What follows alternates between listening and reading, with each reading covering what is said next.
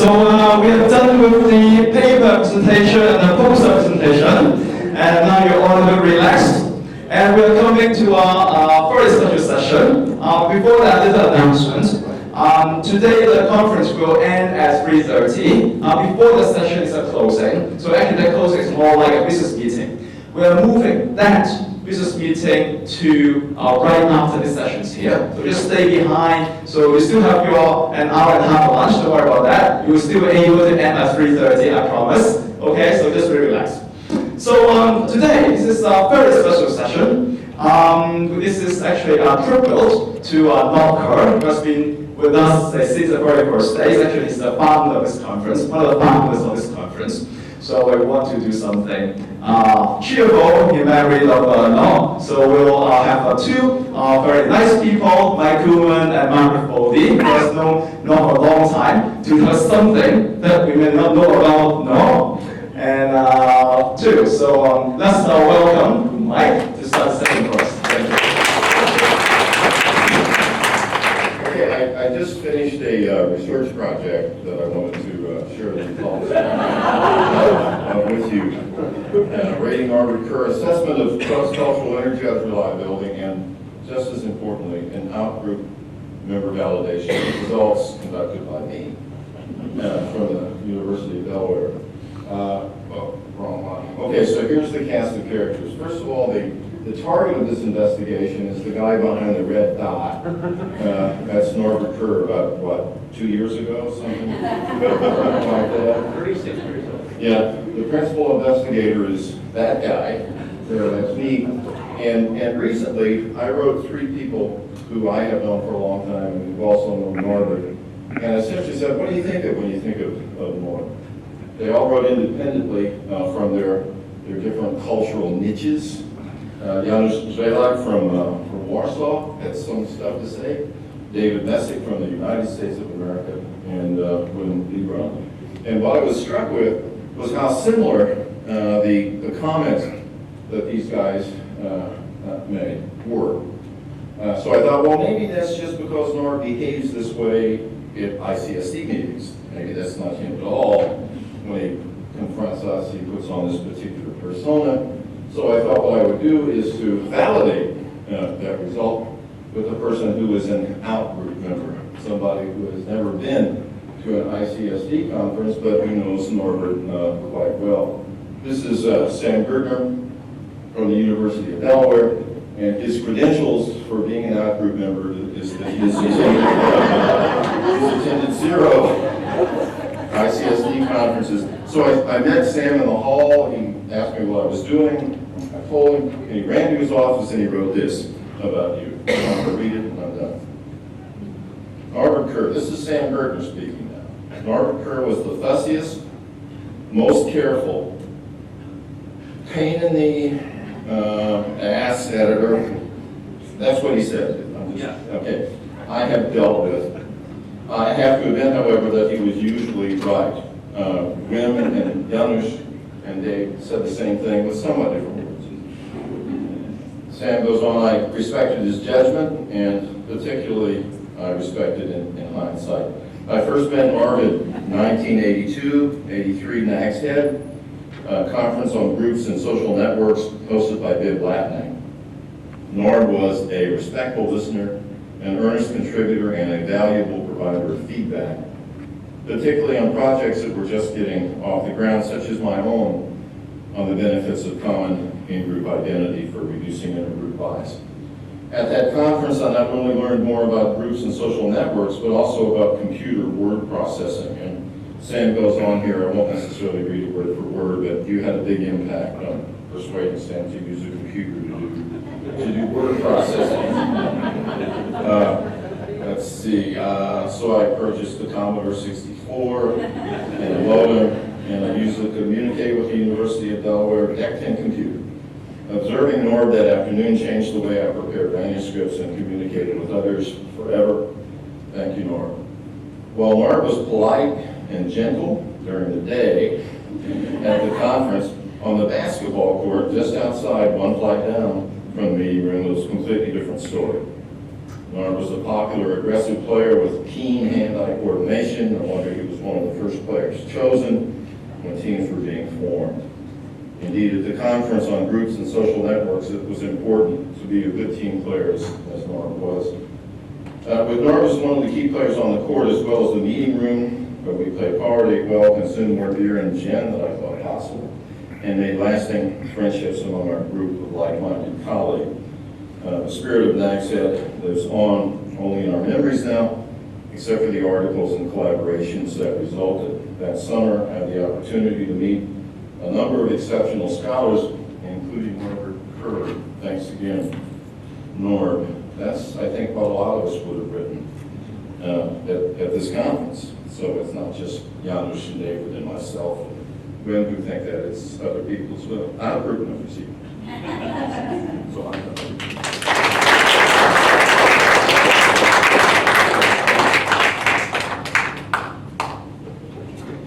Next we have Margaret Foley.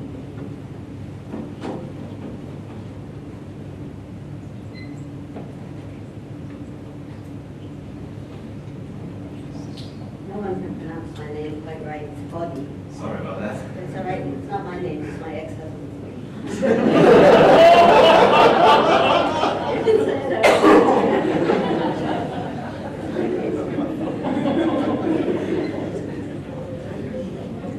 So when Tom invited me to introduce Norb, I thought, well, that'll be really easy. Take about a minute. And I can just get up and say a few nice things. And then over the months as it evolved, suddenly we had a cast of thousands, President absent, indicated, and then everybody very pleased and keen to say just a few words. And I'm concentrating on why it is that Norb was invited to give a talk. He doesn't know either. Now you do. So, and as I was thinking about this, people who know me well know I'm a kind of word nerd. I like words. I like dictionaries. I like reading histories of dictionaries. And I've always wanted to sneak this word polymath into a talk. Better than Pederast, actually. There were a few other, key terms that Pollyanna. Yeah. And, oh, never mind. Polymath is a good one, and I've given the dictionary definition there because it springs to mind when you think about Norb and about what Norb does. And a person of much or varied learning, one acquainted with various subjects of study. And if you look at the definitions closely, they're quite complementary. They're a lot nicer than jack of all trades. And dabbler doesn't mean dabbler. It means someone who has a depth of knowledge in a range of fields. Well, that describes Norb as I understand him anyway. And then the next question is for this audience, do we want polymaths? And what use could they be to us? I think, in fact, if you've been paying attention to the talks at this conference, you agree that there is such a range of insight coming from different fields into the study of social dilemmas. Norb is, as other people have mentioned, a group process man. And that's how I met. Norb was at a conference, West Coast conference on small groups research. But that used to be a field that was heavily populated and isn't so much anymore. But provided a great many insights into the study of social dilemmas. And Norb and other people who study polymaths like Norb say group processes, psychology, behavioral economics, juries, group coordination. Norb has even wandered into the field of philosophy of science. Most of you who've read his papers on harking would know. History. Many of you who know Norb would know that he loves books. And he introduced me to those little e-readers. He said, don't you have an e-book? How can you travel without an e-book? I take books. So,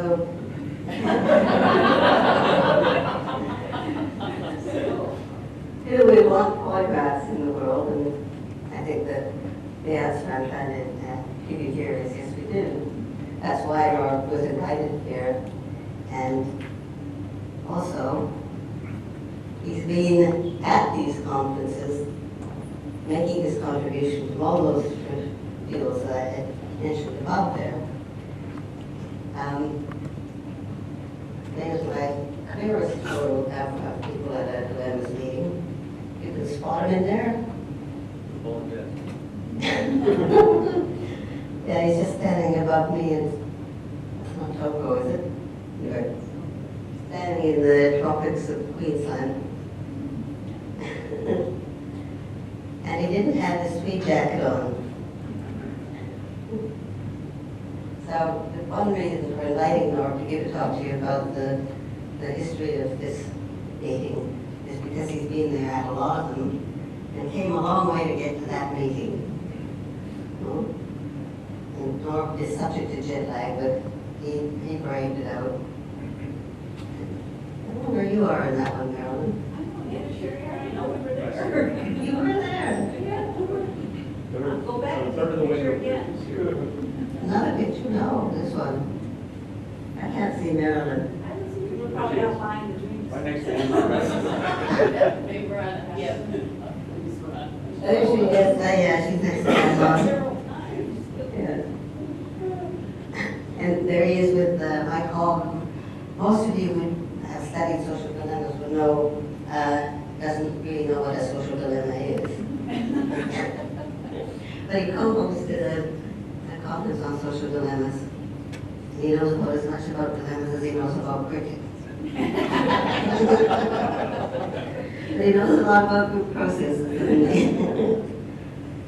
And at that same conference, there's Norb being very retiring, sticking his head out of a train on the way to another part of the tunnel. And the other point that I'm standing here is to remind you that this is supposed to be a series of talks in honor of Norb's retirement. And the theme I was wishing to leave with this is that Norb's never been very retiring. And I had a photo of Norb, which went missing when he had his 65th birthday, was it?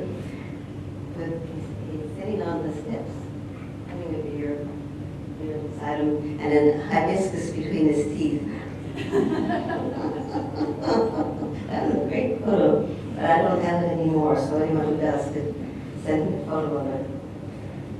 So if he's retiring in style, shall we say. You'll recognize some of the other people there from previous conferences. And there's Norb looking seriously upset about something.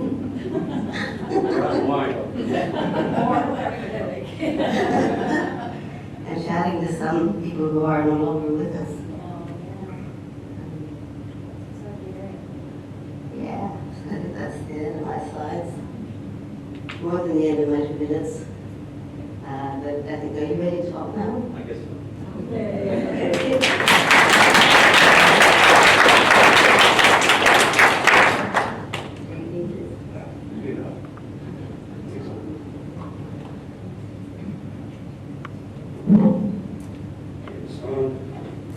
If you get that on,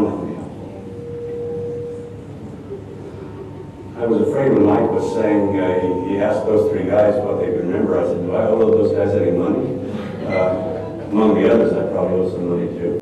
And I don't think I do. Anyway, first, thank you guys for those lovely comments.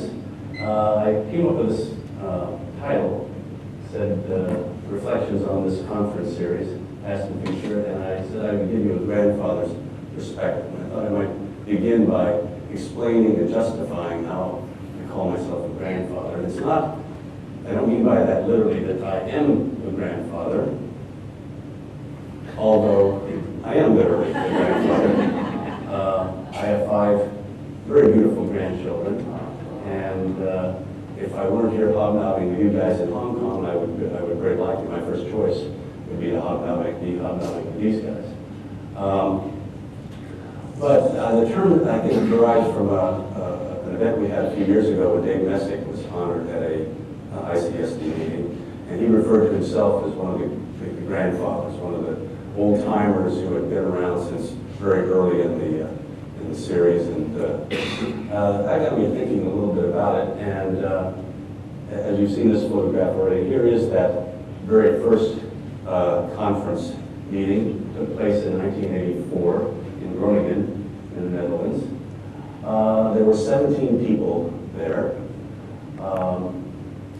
Almost half of them were either graduate students or had very recently graduated. So there weren't a lot of grandfathers there already at the time. It was the brainchild of David Messick and Hank Philp, who had the idea of putting this conference. It wasn't really called, of course, you never named it. This is the first international conference of anything.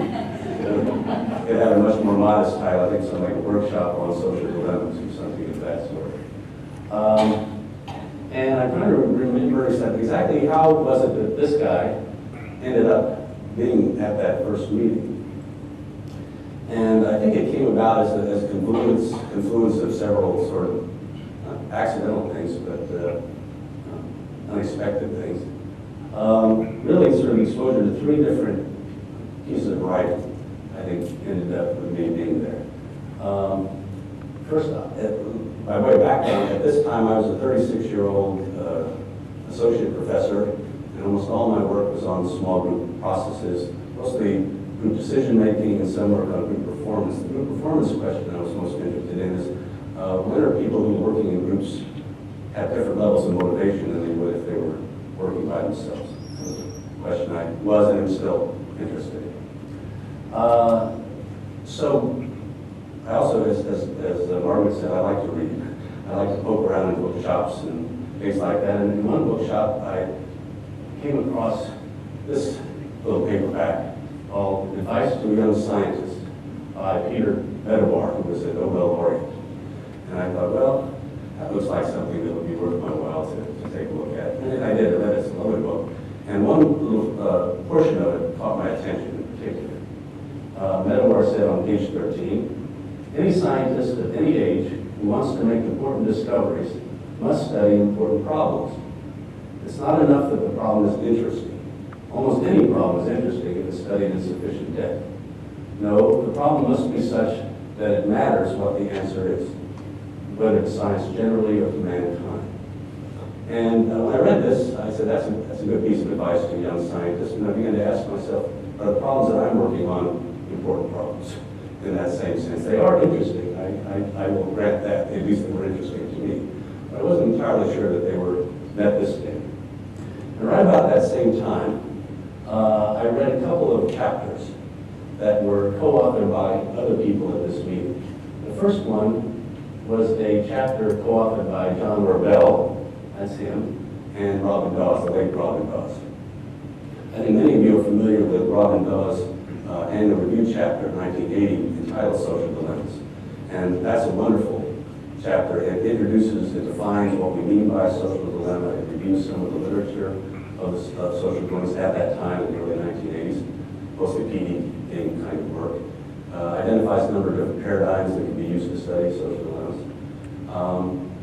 And it also did what I think needed to be done at that time, which was to convince people this was a big problem and a widespread problem, that social dilemmas are pervasive in life and that they matter a lot. John was a colleague of Robin's, and they wrote a chapter together, which was 80% of it was the annual review chapter. And then, but I like this chapter even better because it has almost everything that the annual review chapter does, but it also has John's kind of historical and political background. He sort of pointed out that a lot of people think that, if sort of overstating Adam Smith, that if you pursue your own self-interest at all times, the general welfare will always be served in the long run.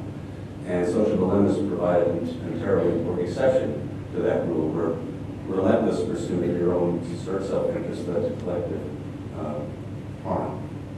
And The other chapter that I really made an influence on me was published around the same time by David Nissick and that lady in the second row. There was a series there called Review of Personality and Social Psychology. This was a terrific chapter. It likewise reviewed some of the previous literature. It did some other things too. One nice thing it did, it sort of made concrete some of these problems. So I think the water shortage was taking place right around this time in Santa Barbara, California. There's one right now too. And both David and Marilyn were on the faculty at the University of California in Santa Barbara. And so they were confronting the problem of, what do we do when you can't water your lawns, or you can't, grow your gardens and so forth, because everybody has to restrict the amount of water that they have left. So they brought a personal touch to the abstract problem of social dilemmas. Another thing they did, which I liked a lot, was they pointed out that there are multiple motives going on when people face these dilemmas. I think a lot of people suggest that you try to boil down people's behavior in these contexts to something simple, like what's the payoffs, immediate payoffs and so forth. And they talked about, well, there are lots of things people are trying to solve it. They want to do the appropriate thing. They'd like to maximize it. There are lots of competing motives that people are trying to balance as they approach these dilemmas, and we have to keep that in mind. They also try to say that there are different, generically or qualitatively different ways of solving it. We could actually play around with the dilemma itself and those structural solutions, or we could try to get inside the head of the human beings that face the dilemma and see if we can change the way they look at it, or the kind of motivations that they bring to it, or which of the various goals that they pursue become more important. Anyway, these three things struck me very powerfully because, number one, I said, here's one of those important problems. If you're going to devote your career or time to some interesting problem, social dilemmas would be an excellent candidate. Not only that, it dovetailed to the work that I was doing at the time.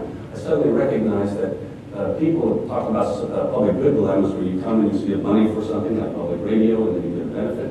And I was interested in group performance, and I said, well, in a sense, when you're working in groups, the success of the group is a public good. Everybody gets to share in the glory of the success of the group, and how much effort and how much contribution you make to the group is their individual contributions. And all the kinds of problems that arise in other kinds of social dilemmas arise in this problem of working together to achieve a group product. And that led me to write a paper, 1983, where I use social dilemma logic and terminology to try to analyze some of the ways that we don't work as hard in groups. And Bill Nacier, who was a pioneer in some of this sort of work on social loafing and motivation losses. Anyway, I thought the social dilemma perspective gave us some interesting insights into those problems. Well, I think David, I knew David from a while back. I went to his West Coast conference. He went there frequently. And I think maybe he saw this paper, and he invited me to come to the first meeting. And that's how I ended up there. But so from these modest beginnings of 17 people grew this long series. And let's talk a little bit about the history of this series if we can. I'll start with a map of the world. And you can't talk about the history of social dilemmas using this map. You have to distort the map. In the 17th century, this little country in northwestern Europe was the world power, commerce, and many other things. And you couldn't look at a map of the world. You could not look at a map of the world without having a prominent place for that little country, which I think now is what, 17, 18 million people. It's still a very small country. Well, now that you can't talk about the history of social dilemma research and social dilemma conferences without making prominent this small and admirable country. As I said, that very first meeting took place in the north of Netherlands in Groningen, organized by David and Hank. The second conference took place in Nagshead, North Carolina, Devil Hills, I guess to be precise.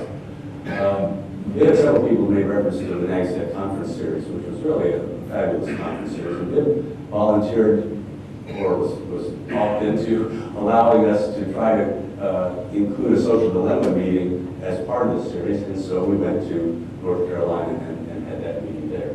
The third meeting went back to just the suburbs of Groningen. Didn't wander very far from that. I think Hank and Jim organized that one as well. Then finally, we got a little more ambitious in the fourth meeting, which took place in Sapporo, Japan. I think Toshio was the primary organizer of that meeting. Number 5 took place in Bielefeld, Germany. Number 6 went back to the Netherlands, went to Wassenaar in the southeast of the Netherlands. Next, we went to Cairns, Australia, which was a beautiful, beautiful spot. You saw the picture with the lush background there. A lot more to say about some of these movies. Then we went to Israel, and a small village on the Mediterranean coast looking out over the Mediterranean. Quite beautiful. Then the next conference, the 9th conference, is one that's special to my heart because Dave Messick and I were the co-organizers of that in Chicago. And I have very nice memories of that one. The next one took place in Marstrand, Sweden. I'll say more about that one too in a minute. Then Krakow, Poland. Danish, I think, was the primary organizer of that one. Then we went to Seattle, Washington. Craig Parks did the organization of that one. Then we went back to Japan, to Kyoto. And I think Toshio and probably several others were very active in getting that one organized. Then back to the Netherlands again, at Amsterdam. Then last time, the previous meeting in Zurich, and here we all are in Hong Kong. Now, if you look at this thing, you'll see that it's really reasonable to call this the International Conference of Social Dilemmas. We've got several meetings in North America, several in Asia, one in Australia. But nevertheless, you see the concentration of meetings is taking place here in Western Europe.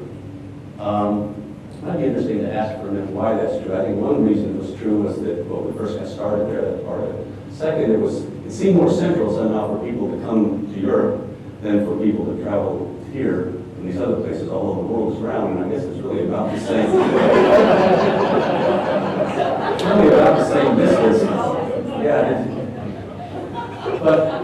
But there would be less travel for those who are likely to attend because the density of social dilemma scholars per square meter is much greater in this part of the world, especially this part of the world, than anywhere else you could think of. And I think the last reason maybe is because people living in this part of the world seem to be particularly interested and concerned with a number of important social dilemmas. And one way I can sort of verify that is here's I was going to say in passing, there were also 2 other very important meetings. One Dave Schroeder organized in Arkansas. That was between the first, second, and the next meeting. And there was another one a little later that Mark von Vogt and David Kremer did in Southampton. So there were other meetings going on besides this series, and I'll come back to that in just a second. Anyway, why Europe? And I found this little chart that showed the degree of ratification of the Kyoto protocols. And the greener it is, the more committed the country has said they were. And you can see that all of Western Europe is as green as it can get, whereas people over here in North America, like I am, are much more backward in that.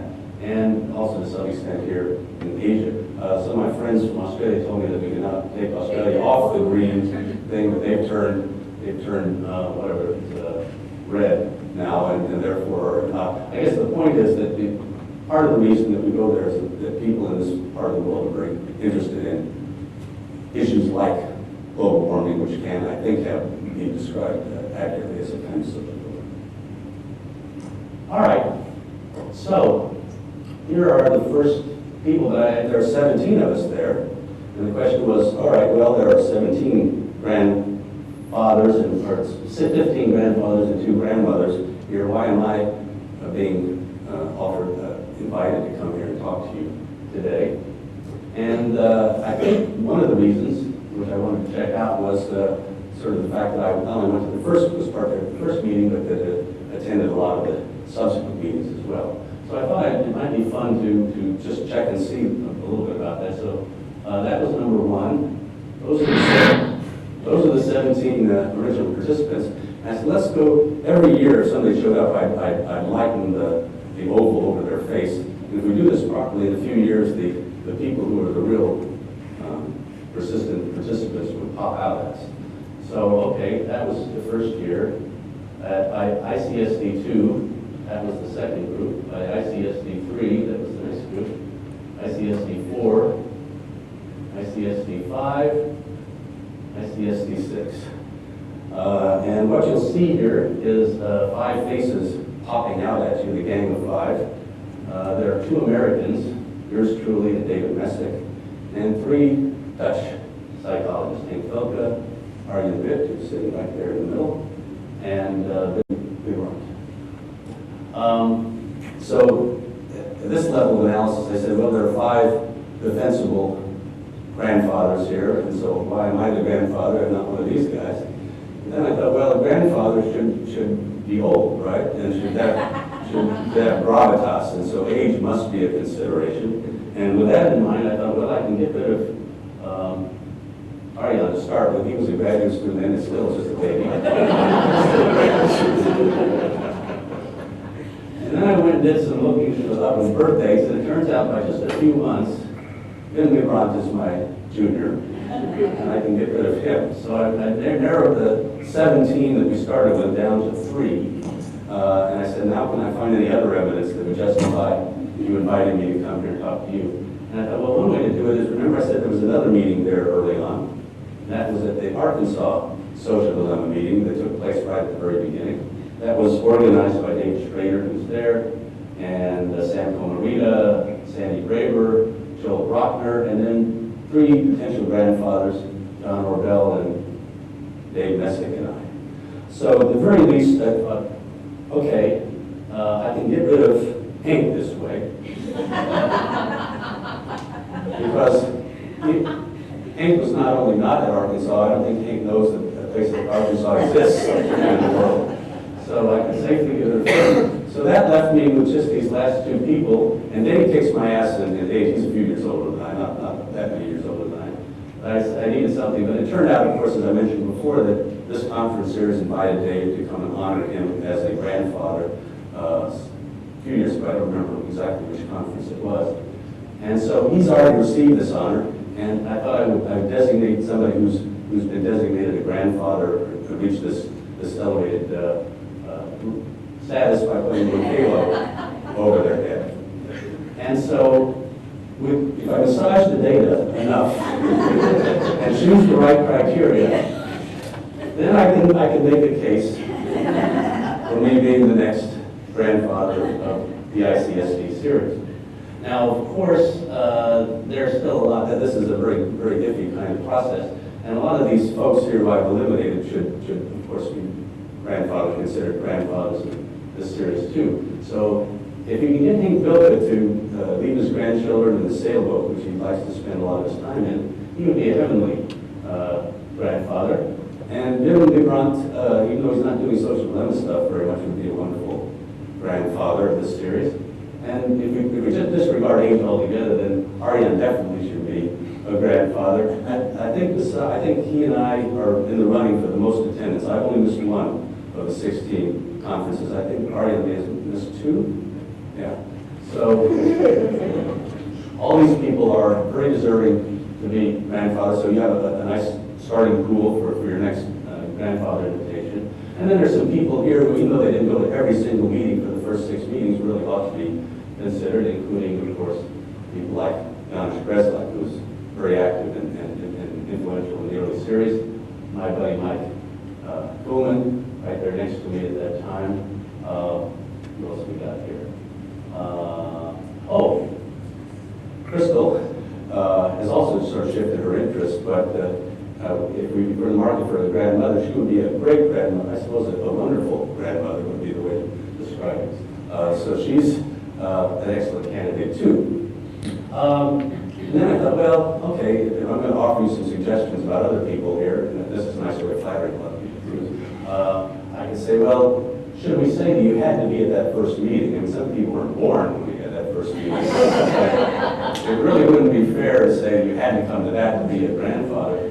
So then I started looking for people who, even though they might not have have been at that first meeting were coming to lots of meetings and had a lot of influence. And maybe I can note a few just for fun. At the third conference, you'll see a lot of the usual suspects here from the previous slide. But you'll see a number of other people who really, in my opinion, are as grandfatherly as I could possibly be. One of that is right there. That's a very young Toshio Yamagishi. Toshio also attended the year before at the NAGSTED conference. Another person who's, of course, very influential is the late Robin Dawes, we've had a session here to remember and honor Robin, who's a great intellect and an important contributor, of course, to this area. And then there was the invasion of the Israelis, with Amnon Rappaport, Gary Bornstein, the late Gary Bornstein, and Ramsey Suleiman, among others, all of whom have been regular and important contributors to this series. If you look closely, we had told before, but I found her there. Yeah. Our own Marilyn Brewer is right there. And then a few others that are noteworthy. Steve Mernigan, who's been a frequent attendee. Dave Schroeder, who organized that other first conference, has been active and been attending many of these conferences. And then, if you look down here at the bottom right, you'll see a very, very youthful looking young man. That's Paul Anlana. Since that time, he's accomplished, of course, a great deal professionally. His voice is broken and he started to shave as well.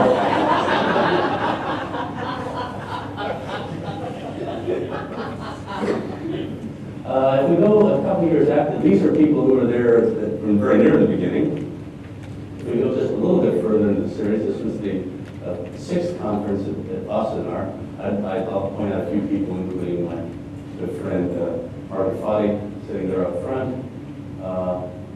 Anders Biel, who organized the Marstrand conference, has been here very active. Mark van Vogt, who's in the shadow there, you can hardly see him.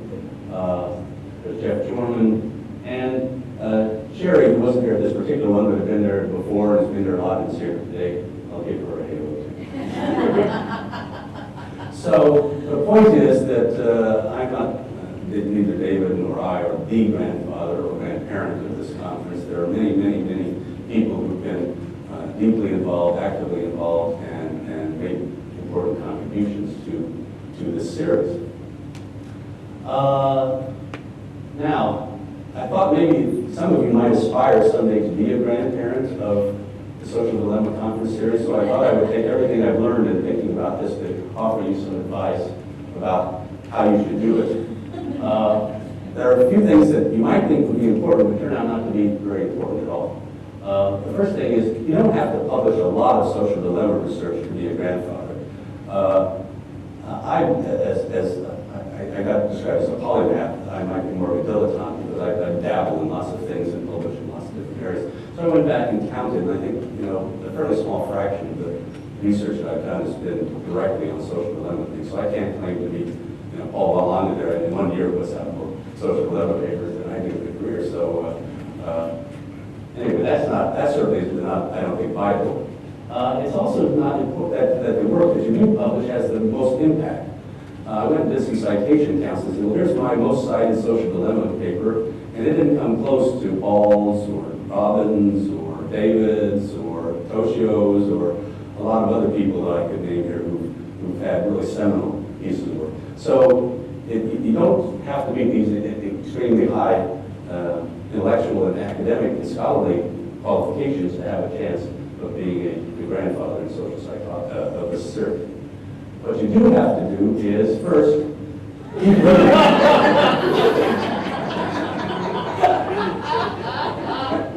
And the primary qualification to be a grandfather is you have to keep breathing. And if you can do that, you're in the run. Now, as I pointed out, there's lots of competition, and a lot of people here deserve this. And so I think it also helps to not only be as old as possible, but look as old as possible. So my friend Dave here was at that very first meeting, and is every bit as good a claim, if not better, to be a grandfather, but you see he still has the full head of hair. And I don't, I haven't since the get-go, and I think that's helped me in the competition. Another thing that probably is good is to be active in helping organize this series. As I said, I've been a part of the steering committee, which has been nice to help me play a part in future meetings and so forth. Also, if you help organize a meeting, people have to write checks and send them to you. And this sticks your name in their brains. And they remember you as being associated with the Social Dilemma Conference because you had to give up money for them. So be an organizer. I encourage you to do it. Another thing is, this is Woody Allen has said this one time, 85% of something with success is simply showing up. And so, just as your parents told you, when you came home with your bad report card and they said, well, you failed most of your subject, but look at this perfect attendance record. It'll take you fairly far, and I got an almost perfect attendance record, so if you can do that, you've got a chance. Another thing maybe is to be prominent in some fashion and hard to ignore. I don't purposely try to do that, but in my case, I think one thing happens is I like to sit down close in front, and I tend to ask a lot of annoying questions, and that makes people listen to me. And I sit in front because my eyesight's so bad I can't see very well. And I ask a lot of questions because I'm curious and the work is interesting, and so I ask questions. But if you find your own way of being prominent, show up in a swimsuit or something like that, then it improves your chances of eventually being the grandfather. And the final thing is to show that you care. So if you agree with me that social dilemmas are really important problems, and getting together with like-minded people is useful, then show it. Come to the conferences, participate actively, ask a lot of stupid questions, just be enthusiastic, and I think all of those things help you achieve, if this is something anybody aspires to, you can do it. Now, let me offer just a few suggestions about what makes a good conference, a good social dilemma conference in particular, based on my experience. I sat down and thought about what the most important elements were, and tried to order them in terms of the most important, least important. And after some thought, it was clear to me that the very most important thing was, for an excellent conference, you have to have good, ready access to alcohol. And I would justify this by taking the yin and the yang of this conference as the most convenient access and the least convenient access conferences and compare what they were like. So the most convenient access, thanks to Viv, was at NAGSED, where we had a beer fridge. Now, it didn't look like this. It didn't have spigots on the front, so you didn't actually have to open it to get the beer out. But it was always nicely, fully stocked, and you could go get some beer, whatever you wanted to. And not only that, we had a little sign-up sheet on the thing. Everybody's name was there, and you just came and put a little dash when you wanted a beer. The only painful moment of the conference is the end when you had to actually pay up. But you had 24-hour access to beer as much as you wanted to, assuming you could pay for it at the end of the conference. That was brilliant. Now, the other extreme, when we were at Bielefeld in Germany, we were housed in a hotel that was up on the top of this hill. We arrived on a Sunday night. They have a very small bar which was closed. Everybody arrived and was thirsty, but there was nothing at all to drink. There were little beer halls, beer stube and so forth down in the village, but you had to walk like a mile or something to get down to these things to get a drink. So even though the hotel looked something like that, in the thirsty conferee's perspective, it felt a lot more like that.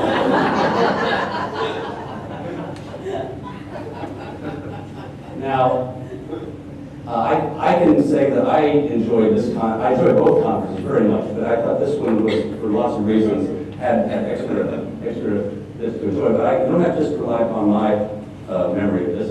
I have the conference pictures for both of these. Here's the conference picture from NAGSED, and it's not, there's the shadows there, it's really hard to see, but if you inspect it carefully, you'll see everybody is smiling broadly. And looks extremely happy. Here's the conference picture from Bielefeld. And except for Toshio, who seems to be, congenitally cheerful, the rest of us look like we're at a funeral. So this isn't conclusive evidence, but I would say with decent evidence that you should always have decent access. Now, the conferees here, this turned out to actually be a very fun conference because when you deny people something they really need, they get inventive. So that first evening that we were there, my mother is a German war bride. So I have a big extensive family in Germany, and I go visit them as often as I can. So I went to visit my family before this Bielefeld conference, and what my aunts would always do is stuff my suitcases full of chocolates and wine, especially lovely Frankenwein from the area of Würzburg, where their families. So I had a suitcase full of wine. So we got there to this conference, and everybody was saying, "Where the hell's the bar?" And I said, "I've got a suitcase full of wine." And so we broke it all out and drank it up. And this is also a good way to get votes for being a grandfather.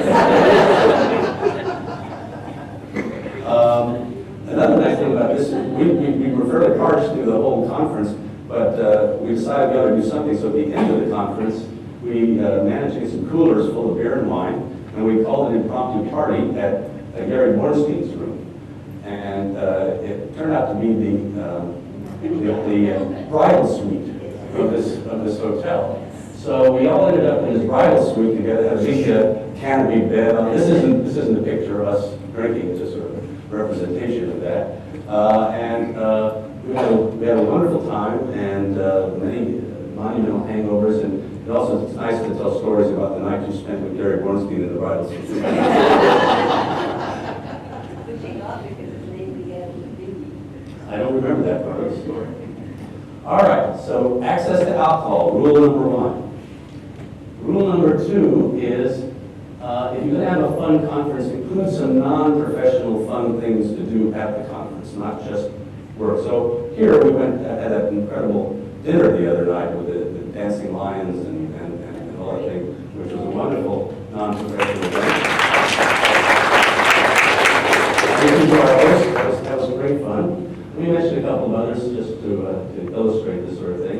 When we were in Krakow, they took us to the salt mines for a tour. That sounds rather grim, and I think for the miners it actually was rather grim at one time, but it turned out to be quite beautiful. They created chapels in the salt, and it was also cool underground, and that made for a very interesting, very nice excursion. In Israel, they took us to some archaeological sites and on a bus to the Sea of Galilee, and that was quite interesting. When we were in charge in Chicago, we organized a architectural tour on the river, Chicago River. Chicago is a fascinating city because it's sort of a museum of modern architecture. The whole city burned down in the 19th century, so they had to rebuild it. And you get a look at sort of the full scope of modern architecture there. I enjoyed a lot. It was a fun outing. And in Cannes, we went to the rainforest. And there was a lift there where you could look through the floor and get scared looking way down at the jungle. And then when we got to the top, you could sit and walk around, and Marty showed a picture of Mike and I standing there on the bridge, and it was great fun. Now, all of these were wonderful events, which I enjoyed very much, but they lacked other elements, which I've already talked about. So, for example, none of these events, even though they were lots of fun, included easy access to alcohol. It was all dry events. It's an interaction. It is, and it opens up, and it doubles the pleasure if you can have it. So here's some examples where we overcame that problem. At Bielefeld, they took pity on us eventually and took us out in some wagons, beer wagons, German beer wagons, chock full of beer. You sat down there, and they would pull us around there and see the countryside, and you could just sit there and drink yourself silly. And it was actually quite fun. At the original Sapporo meeting, they took us to the Sapporo Brewery's beer hall. And in this beer hall, they had this big place to eat, and they set up a timer. And they started, and you have like 2 hours, and you can eat and drink as much as you possibly can. And then they come in and take everything away. And our group took this as a challenge. And drank and ate themselves silly. And that was very, very nice. These are improvements on this idea of having a nice fun event. The one thing that these lack, and I think Marilyn referred to this yesterday, is that it didn't give you convenient access to other people. So you're stuck on this wagon. You could talk and drink with the people next to you or at the table, but you couldn't really mix and get to know a lot of people. And that's one of the most fun things to do at these meetings. And so what you really need is something where you can interact with one another. And we had that at Marstrand, where they put us on, I think, 1 or 2 boats with open bars as much as you wanted to drink, and then they took us out into the ocean, and we got to view things, and you could move around and talk to anybody you wanted to, and drink with anybody you wanted to, and it was a terrific way to do this. Now, all of these are wonderful, including having some alcohol, but they were one-off events. I mean, we did one thing during the conference, the rest of the time we were slaving away in the meetings. A better approach is to have something set up so you have recurrent fun events, and then you get lots of opportunities to do this. The example of this was at the NIAS conference, which is a research institute in the Netherlands, and after the meetings took place, they had a grass volleyball court out there, and people would go out and get involved in volleyball games every day, and it's a lot of fun. Everybody, if they wanted, didn't want to, they could just sit and watch, and that was fine. But there again was only a little tiny, small bar there. Didn't really have good, convenient access to alcohol. This would be improved upon if you could at least have semi-convenient access to alcohol. So when in the Kyoto trip, it was a really remarkable kind of trip. We had the first part of the meeting in Sapporo, where we gave a bunch of talks. Then we got onto a boat and went down the coast of Japan and gave a few more talks. And another thing we did while we were on the boat there is that we had a ping pong table set up and organized a ping pong tournament. And people could play if they wanted to. They could sit and watch in pivots. There was a cash bar on the boat. You could go get a drink if you wanted to. And everybody had a lot of fun. It was a competitive tournament. I made it to the finals and got to face Dave Messick, who was the champ. I spent a lot of my undergraduate years misspent playing ping pong, so I thought it was pretty good stuff. But I did lose in the finals. I got the silver, not the gold medal in that particular competition. I lost for two reasons. Number one, Dave has a little wicked spin serve, and I couldn't solve it. Every time he served, I lost. And the second thing is Dave Messick in academics and athletics and playing cards, everything is very competitive. And just as a well, not like Dave. Here's a picture of Dave practicing one of his smashes, for example.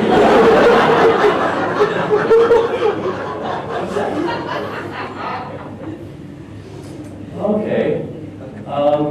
So that sort of combines all of these elements. The one thing that would make it perfect, of course, is not just semi-convenient, but full and convenient access to alcohol. And again, I'll compliment Pitt because we achieved that there. Outside the beer fridge was a beach volleyball court. Beyond the beach volleyball court was the ocean. People could go swim, they could go sunbathe, they could go play volleyball. There's a current way to do this all the time. And there's no accident, we were all smiling at the end of this conference. We were going to have fun. So, alcohol, fun events, especially with certain features, I would recommend. Next, the smaller the meeting, the better. Now, one thing I might do quickly is to say, well, what's the history of this conference series? I have all these photographs, so I went through and counted faces on the different photographs, and you don't have to be a statistician to see a trend there. I actually did a regression analysis, and there's the best fitting linear line. And what it concluded was from the 17 people in the beginning of the thing, every decade we had about 20 conferees to this conference. Now, this can be seen as a good thing, for lots of reasons. One, if people are coming and joining the conference and they're coming back and they're telling their students to come, and that suggests we're doing something worthwhile. The larger the conference, the more work is getting disseminated and shared, and that's better, and we're building a larger and larger research community. And so all of these things are good. Another thing that I think this does is this reflects a general model of business and other things about growth is always good. Which some economists say is actually getting us into serious trouble. We can't stop trying to worry about growth. When this occurred to me in 2001, when Dave and I were in charge of organizing the conference, I was constantly worried that nobody would come, and that people would, that the attendance there would not be that black dot up there, but that yellow dot down there. And people would say, when the Social Dilemma conference started going in the hole, it was when it stopped growing, and Kerr and Messick were in charge, and then it's been downhill ever since. But fortunately, as you can see, we were right there on the trend line, and it didn't matter. So there are a lot of good reasons to celebrate and encourage this kind of bigger and bigger kind of conference. But I'd like to note just a few of the disadvantages of that, just for you to keep in mind for the future. One of the disadvantages of this is sort of a practical one. As these things get bigger and bigger, it becomes harder and harder to put it on. You need bigger hotels, you need bigger meeting rooms, you need more startup money. It's harder to recruit people to do it because it becomes a more monumental task to do it each time. So that's one disadvantage. These are necessarily finite. We can't spend forever here. I mean, if we could all spend the rest of our lives together at these meetings, then we could have them as large as we would like, I suppose. But we only have a few days together. And that necessarily means if we're going to grow, that we're going to have shorter and shorter talks. And the limit, of course, is people have 2 minutes to present their work, which is no good. Or you go to the other alternative, which 2 years ago, or 2 meetings ago, was introduced, which is to have, now we have 2 parallel sessions. Some conferences have 3 or 4 or 5 parallel sessions. And you all know the real disadvantage of that. There are things you'd like to hear that are going on at the same time as something else you want to hear. So for these reasons, smaller conferences are, I think, to be avoided. Personally, I think they tend to be more crowded and impersonal. Certain really big meetings, SPSB is my favorite example, where it just, I'm so uncomfortable with so many people, you're elbow to elbow with people all the time, it's not much fun. And finally, the most important reason, it's just a lot harder to get to know and interact with other people at these much, much larger meetings. So there are good reasons to grow and to have large conferences, but I think it's good to keep in mind the several reasons to restrict the size and keep it small. The future organizers should not be afraid that let it shrink. It will be fun. People will have more chances to do some of these important things. Okay, another quick suggestion is the more informal the conference is, the better, in my opinion. Now, of course, you need some level of formality or things going to get out of hand. So I'm not advocating the kind of informality that led to scenes. Oh, no, I won't make another point before I get there. My favorite author, talking about reading a lot, is a Canadian author named Robertson Davies. And in one of his writings, he said the following. I couldn't find the exact quote. This is paraphrasing what he said. Nothing is more inimical to open, frank conversation than the perception that there are differences in rank. And formality, I think, by its very nature, means that you focus on and even celebrate status differences. And in that sense, the more formal the meeting, the harder it is to have what he called open, frank, productive, enjoyable, what I find to be enjoyable conversation. So try to avoid this kind of formality. What can you do to have less formal conferences? Well, I've already mentioned a couple things. Smaller conferences are more informal, all things being equal, than larger conferences. Paradoxically, less is more in this particular context. Second, I've suggested that alcohol, people get loosened up. It's a social lubricant. It makes weddings more fun. Yeah. It's much more informal. It serves that function. Another nice function, not only do you have more interaction with other people, but as this little graphic set points out, the people you meet turn out to look and sound a lot more interesting as a result of this, so that you'll come back having had a more interesting time talking to other people at that informal conference. You also perhaps, I think, should have more as informal procedures as possible. And again, I wanted to, as I said before, you don't want to go overboard. So here's some examples of what happens when you get too informal. That's the South Korean legislature, that's the Taiwanese legislature, that's the Ukrainian legislature. So some rules of order and some structure, probably informality, are probably required just to have a civil get-together. But there are little things that we can do. So for example, instead of having to stand behind a podium and talk to a microphone, you can walk around, for example, or sit down, or lie down. I don't know, anything to sort of loosen that up. Or questions and answers. A lot nicer if people can just interrupt and raise questions instead of having to wait to be recognized and ask questions again. Or just simple things like forms of address. Instead of, Herr Dr. Professor so-and-so will now be presenting, just say, here's Norb, and I'd like to talk to you about some of this work. So I think there are lots of little things we can do to make things more informal. Another thing to contribute is informal dress, the way we dress. In the United States, they have a thing called Casual Fridays at some companies, which means that people who normally wear business suits and so forth, at the end of the week, come in and wear more casual clothes. Now, I think that's a really good idea, but like anything, if you take it too far, I found a company on the web that has a thing called Very, Very Casual Fridays. I'm not quite, although this might make for an interesting social dilemma conference. The top, and this is our I'm not going to be coming back because I don't have to be one of the people there. But the less sports coats and ties and formal wear, the better. The more that people are dressed for comfort instead of for show, I think the more informal things tend to be. And this is epitomized again, I'll keep coming back to this, but this is one of my favorite conferences, at NAGSED, because we went out to play volleyball and swim, so the costume for most people was swim shorts, t-shirt, no shoes, and we walked into the meetings this way too. And it led to a very relaxed, casual, nice kind of environment. Another way to make things informal is to have not just chances to interact with people, but interact in a more intimate way. There's a large literature called the contact hypothesis. Some of you guys would know about this, which is if you let people from different hostile groups have contact, you will reduce the hostility. And it turns out that works, but under certain conditions it works. One of the conditions, an important one, is that the contact allows for people to get to know each other, and more intimate contact is more important. It's simply, riding on a subway train together doesn't do a lot. Going to each other's house for dinner or something like that does do that. So contact that is more intimate will produce, I think, a more informal conference. And then again, the epitome for that, I would think, was at NAGSED, where we had outdoor showers down below.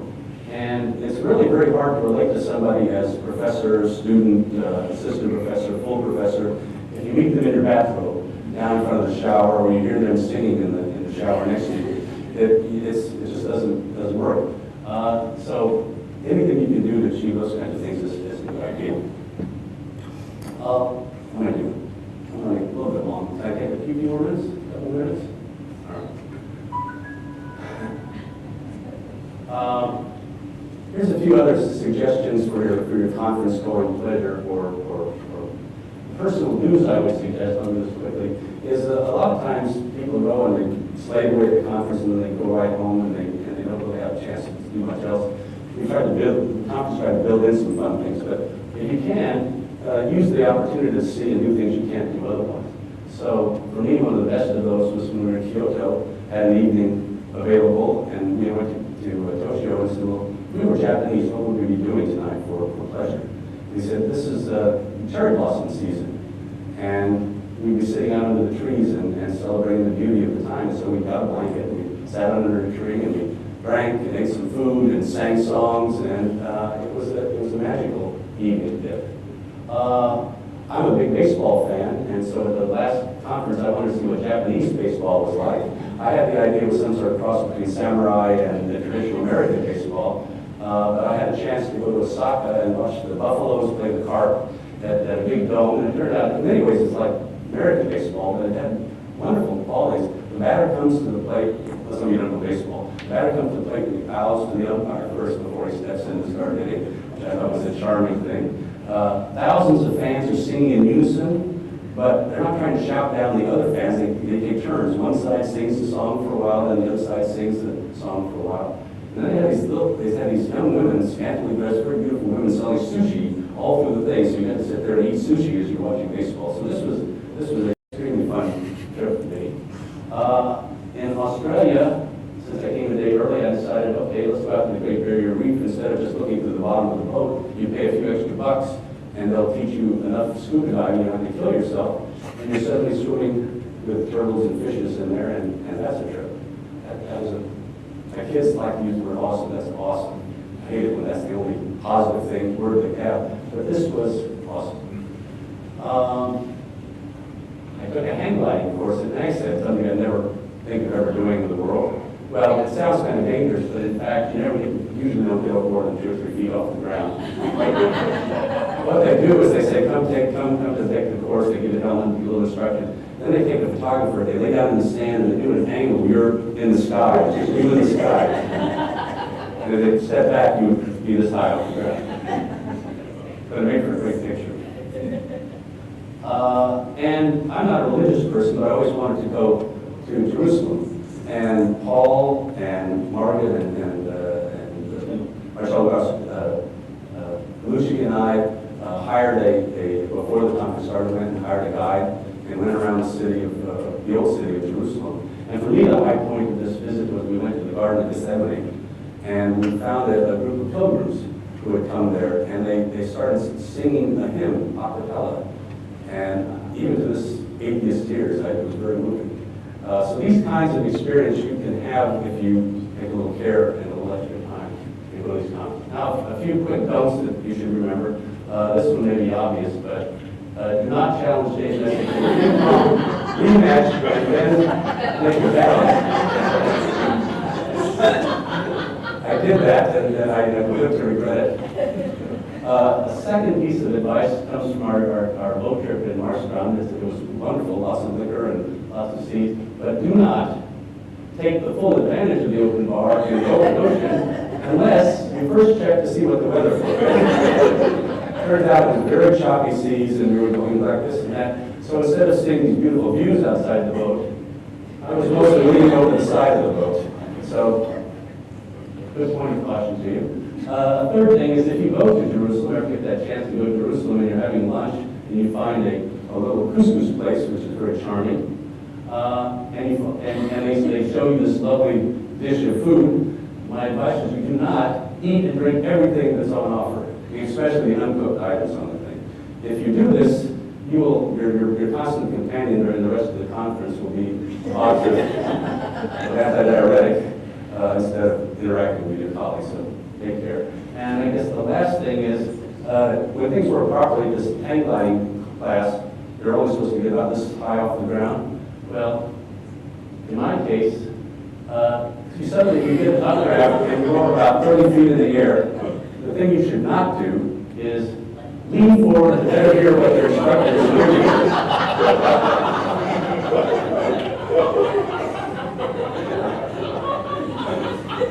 I wasn't listening very carefully to the instruction. It turns out that causes an instant dive. And then your instructor will come over and say, you signed a release that said no matter what happened here, you can't sue us. So anyway, I don't know if you'll ever find yourself in these spots, but if you do, remember these things. My title, I'm about done, thankfully, said not only I have some reflections on past conferences, but on future conferences. And I would like to say one thing perhaps about future conferences, which maybe hopefully back in the Netherlands again we'll see. And that is that we should try, if we can, to increase the disciplinary diversity of this conference.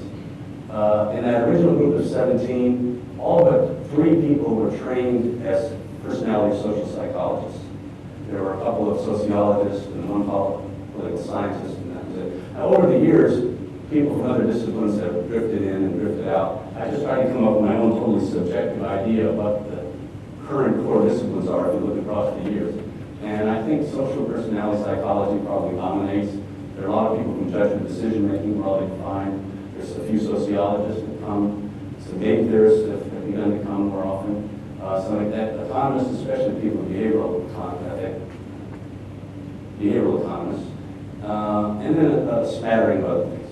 But if we all agree that social dilemmas are not problems which are the exclusive interest and domain of these particular disciplines, then I think we have to try to make room for other core disciplines that really ought to be represented here more if we can make that happen. I would include among them people who have to try to change policy, try to get people to get the practical steps done to get something done. A lot of social dilemmas are environmental problems, and I think we can do nicely. I heard a wonderful talk where there you are. No, somebody talking about global warming. There's a lot of facts about the nature and scope of the problem. I think that kind of thing is a very welcome addition to what we're doing now. I don't know why we haven't done a lot more with evolutionary biology and game theory than we have in time. David Rand's contribution is a nice one, showing these formal models that point at interesting questions that we ought to be investigating empirically. And my final suggestion is, I don't know why we don't have a lot of anthropologists coming and talking to us about this, especially anthropologists who study cultures which are more representative of human evolutionary history. I've had a chance to talk to a couple of such people, and I said, in the culture that you study and that you know, what happens when social dilemmas arise? One of them said, well, they do arise, but in this little community, this little culture, nobody ever defects. I can't remember a time that somebody didn't act in a cooperative fashion. Talked to another one, he said, well, that's not true in my culture. In my culture, a lot of people defect, but in this culture, they have lots of rules to permit you to defect. If your mother's sick, or your child is sick, or your family is too large, and there's a whole bunch of exceptions that allow widespread defection. So there are various ways of sort of handling these problems, and I think the anthropologists have quite a bit to offer us in that regard. We can do these, get more diversity in lots of ways. One is to invite people like an evolutionary psychologist or a Nobel laureate in economics who've been invited to these earlier meetings and have added something. I think this meeting is exemplary. Not only do we have our well-beloved social psychology keynote speaker, but we also have someone trained in computational biology and someone who brings in the neuroscience slant to some of these problems. And I think that's a wonderful model for what we ought to be doing more of in the future. Another thing, I think we get some excellent ideas from a book from a future social dilemma grandfather called Amana. And you see, he now has a growing ice beard and is well past puberty. The author, he edited this lovely book called Bridging Social Psychology, and the whole point of it is how do you get people from different disciplines to talk to one another, collaborate together. And this book is full of wonderful advice about how social dilemma conference series and this area of research could become more interdisciplinary. So I recommend it to you all very highly. All right. I've been talking to you as a grandparent, and grandparents have many faults. Among them, they bore their grandchildren with their old stories and their travel slides and put them to sleep. And I see that these are a few heads that are nodding here, so I apologize for that. But there are also certain joys that I'd like to note that come with grandparenthood. For example, you get contact with the next generation. And if you want an oxytocin high, hold your grandchild in your arms like that, done that time. There are my 5 beautiful grandchildren, and watching them grow and achieve new things and accomplish things is a wonderful source of joy and pleasure to me. And the final thing is I can't look at those beautiful, sweet, naive faces without having a lot more hope for the future. And I think I would have if I didn't have them in my life. And the same thing I'm going to conclude with happens professionally. We who were the original grandfathers and those grandparents who come afterwards, I would say, I will speak for all of the people with halos here, if they allow me, to say that it's been a great joy to interact with succeeding generations of young people who are really interested in these problems. Across many conferences now, nearly 30 years worth of conferences. We can't take sort of personal pride from your accomplishments, but we can be impressed and inspired by it. And finally, you can't look at the young, bright, shall I say, naive faces that I've seen in these past conferences and in this conference. And as I look around the room, I see a few of these faces. Without feeling more hopeful about not just this conference series, which I think will do well in the future, but also our chances of actually making some progress on this very important problem that brings us all together here, the problem of social dilemmas. So I want to thank you for the invitation. I want to thank you for your attention.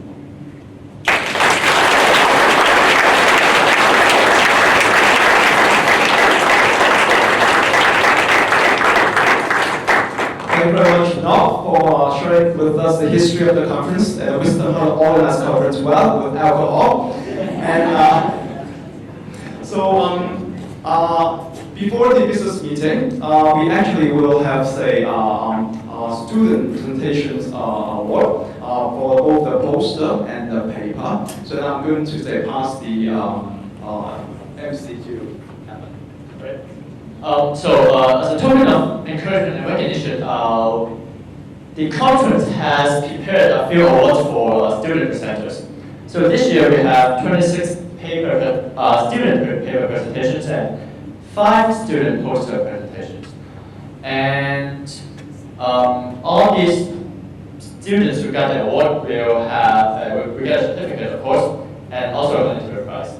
And all the prizes are solely supported by the Faculty of Social Sciences of the Chinese University of Hong Kong. And this year we have 1 best student poster, 1 best student paper, and 3 runners-ups for the student papers. So I wouldn't say Professor Kerr, after hearing the talk, I'll invite Norb to help us present the awards. Oh, yeah? Yes, sure.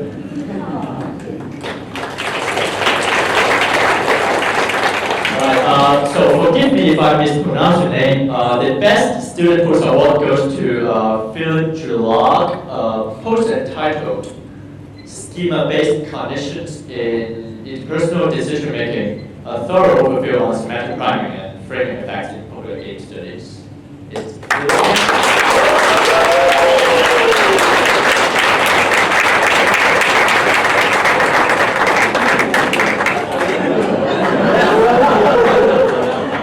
my grandfather.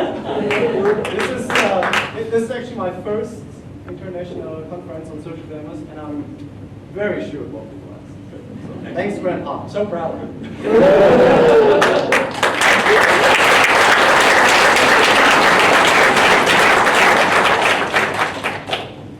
And then we have three equally important or significant first runouts for the papers. The first runner goes to Niels van Dosen, paper entitled Upper Classes Illicit Low Social Mindfulness, Social Class and Pro-Sociality.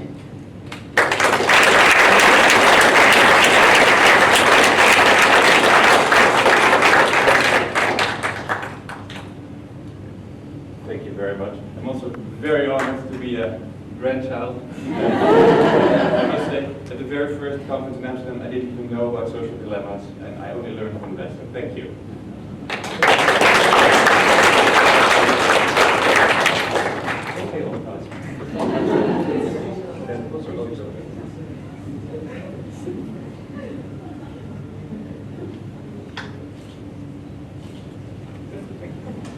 Right. So the second first runner-up goes to Ms. Dorothy Miskowski, paper entitled Spontaneous Cooperation for Proposals, but not for Proposals, the influence of social value orientation on spontaneous cooperation behavior.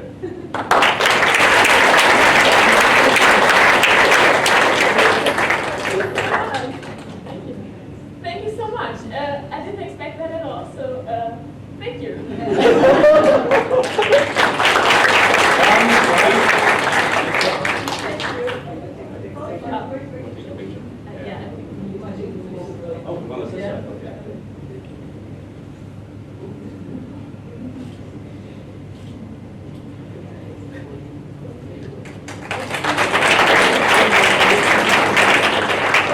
The third and the last first runner-up goes to Mr.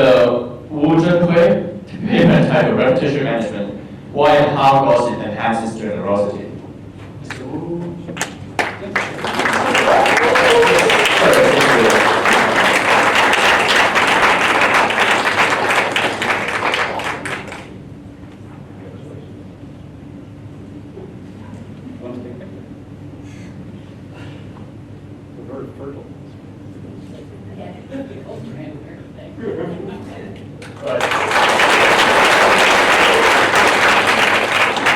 So the best student paper award goes to Mr. Weber Molenbeeker, paper titled The Unwillingness to Sanction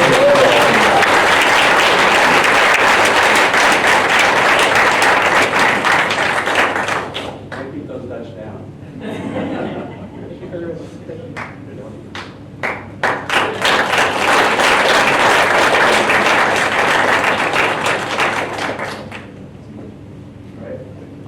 Congratulations to all winners and thank you all. Sure. And I'll pass it back to Richard.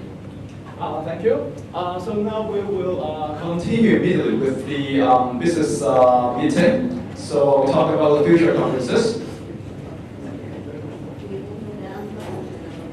Yes, after that we'll go down to lunch in the hotel. We'll catch up over there.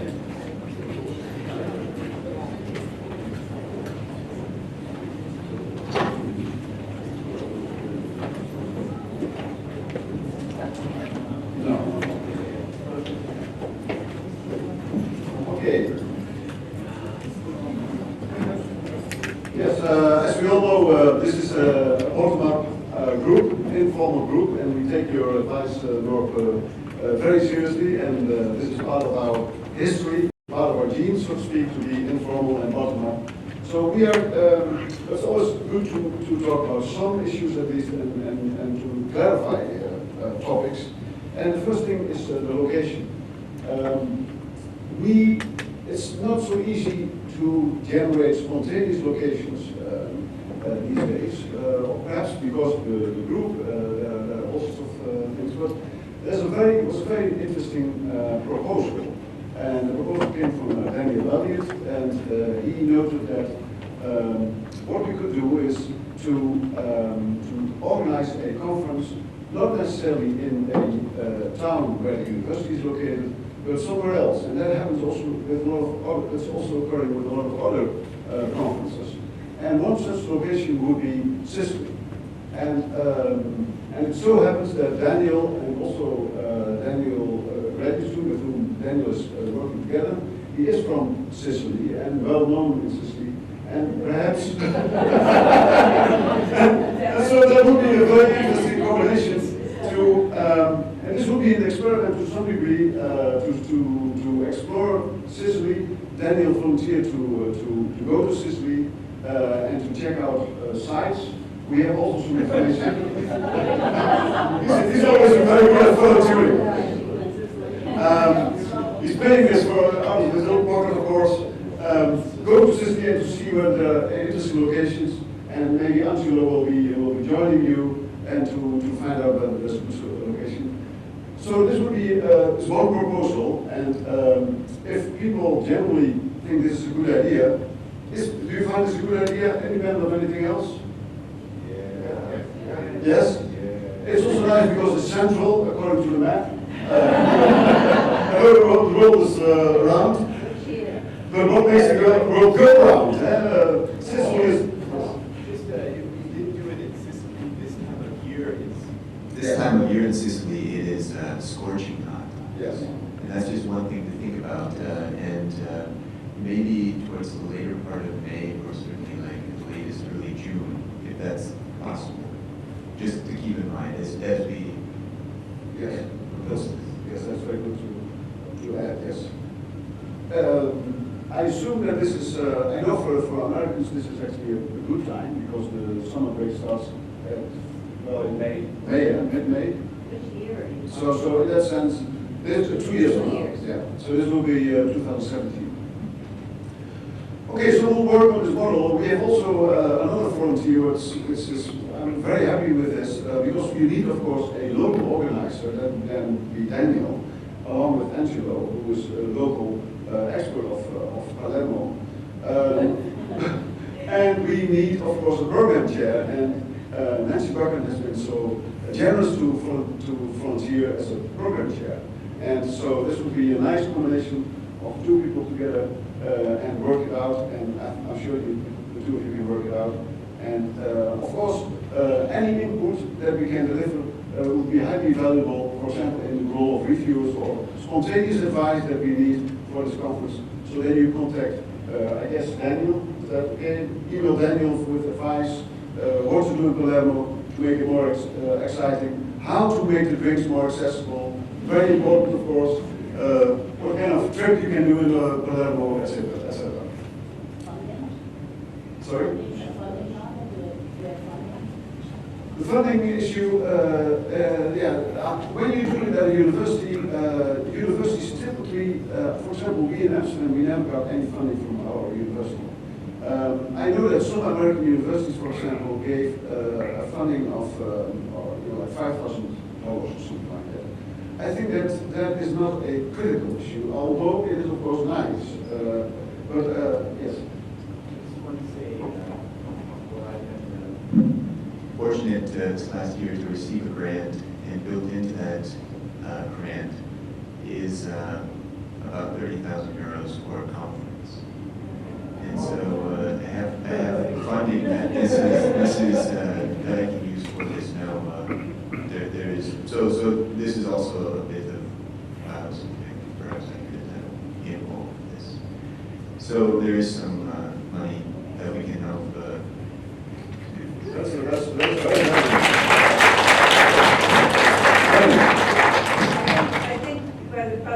resource that that the university, Folsom City University is providing, which have been very present here, and that I want to express a great appreciation to all the students from Chinese University of Hong Kong who have just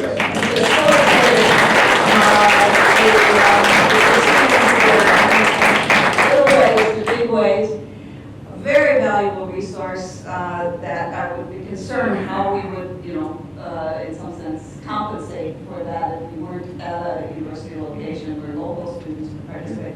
And it's also a two-way thing, too, that by being located in your university, the students who are there get the opportunity to participate in something like that. So I'm certainly not making this an argument against. I'm just saying that this is one of the big advantages of being at a university location and here, something that has to be compensated for. But I also suggest would make it desirable to continue to look for university sites, even if we experiment with alternatives when we have an opportunity like a conference grant to do so. So again, it's not so much an argument against it as a recognition of what these are complementary models. what the university environment has provided for us, and also a chance to say thanks in the current case. Yes, I agree. I think that's very important. And we'll get back to your conference, by the way, later. Okay, we'll go with this model, and we know that this is a model that complements the model that we always used, and we are open to any other type of advice, but we work from now on, with this model for the next conference, and then we'll take it from there. And again, any advice that you have is highly valuable. Okay, then some other, as you know, there's the steering committee. We may refresh the steering committee a little bit, perhaps here and there. We do that also in the informal, we take a formal route. If you like to be part of the steering committee, make yourself known to us, to the steering committee members like Nancy and me are here now at the moment to part of this committee. Some others couldn't be here. So we also will think about new members. So this will be on our radar, so to speak, and we'll get this later. There's also, I just want to, in the past we did have books and volumes. Now there's a series that we added, and Toshio and Bettina Rockenbach, we do it as an interdisciplinary endeavor. We do it to sociology, psychology, and economics, actually, to address basic issues. The first was on reward and punishment. The second one is coming out probably a year from now, was on trust. And the third one maybe on generosity. We do not know yet exactly. Also, if you have advice along those lines, or if you are really interested in contributing, let us know. What I do know in the meantime is that Oxford University Press is very interested in continuing this series, so which is quite nice. In fact, we have a longer year contract, so we can continue this for the next 5 volumes. Well, that's about it. Are there questions from you? Small questions, perhaps?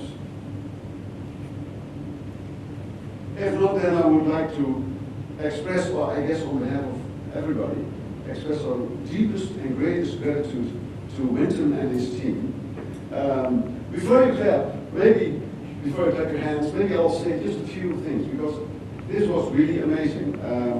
I've also organized a conference once or twice. This one was, in terms of organization, was the most socially mindful conference I've ever seen. In terms of, for example, when it is raining and we are, thinking, what shall we do? You came with, I don't know, 20 umbrellas all of a sudden. And when the microphone is not really clear, you know everything here. And also your team, they are extremely socially mindful and remind us for when we have to start again. And when you leave the train, for example, there's already people facing you and helping you out. It was really, really one of the most thoughtful social dialogue conferences I've experienced, I hear you say. And now we can clap our hands.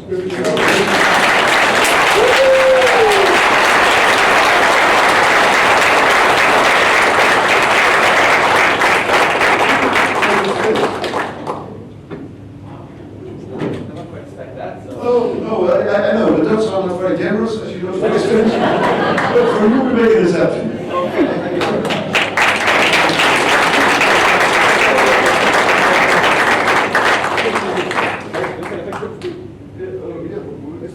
Yes, please. Okay. Yes.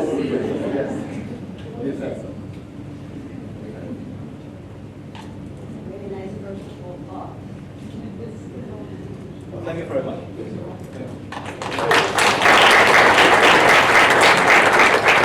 Yeah, this was one of the briefest business meetings we have had, I think, but very effective, I hope. And now we can go to Can I just ask one question? I remember a couple of meetings ago, the organization of a website for the organization, which basically is the extent to which we have a formal organization.